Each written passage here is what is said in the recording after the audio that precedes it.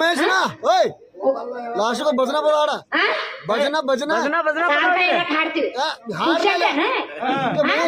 ಯಮನಪ್ಪನ ಹೆಂಡತಿ ಬಾಳ ಬೆರಿಕಿ